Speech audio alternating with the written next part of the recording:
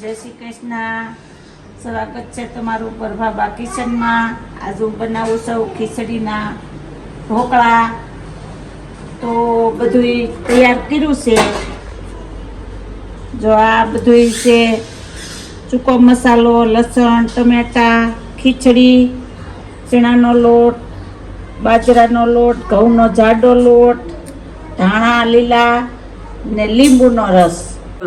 આ ખીચડી નાખું છું.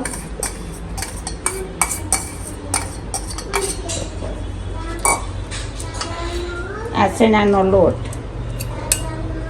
એક વાટકો ઘઉંનો જાડો લોટ, એક વાટકો બાજરાનો લોટ,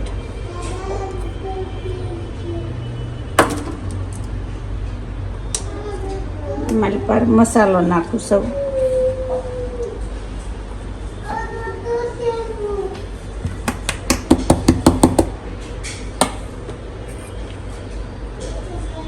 થોડાક લીલા ધાણા નાખું છું. લીંબુનો રસ.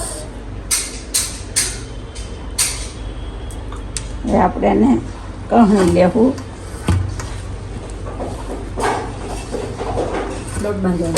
લોટ બાંધી લઈએ. પછી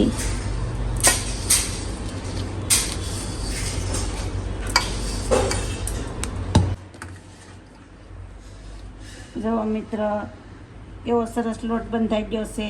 હવે આપણે એમાં જારી લેશું ને એમાં પીસ લાંબા લાંબા કરી ને બાફવા મૂકશું.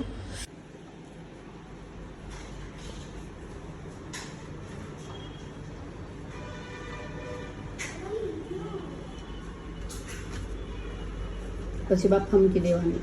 પછી તપેલામાં થોડુંક પાણી મૂકીને એમાં જારી મૂકી દઈએ.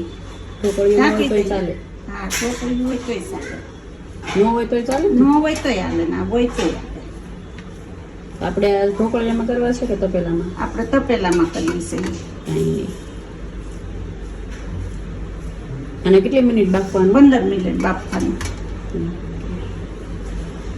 ટેસ્ટમાં કેવા બને? ટેસ્ટમાં બહુ મસ્ત બને છે.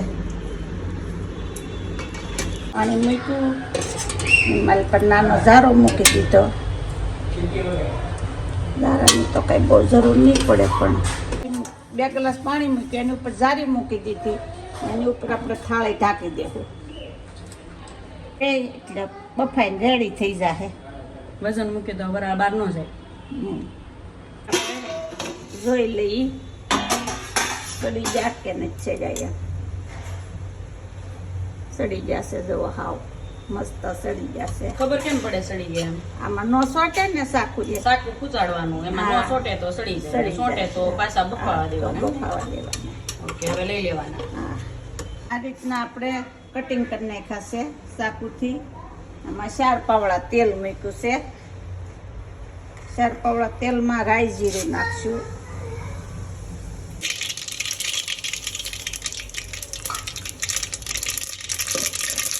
નાખી દઈએ ઢોકળા.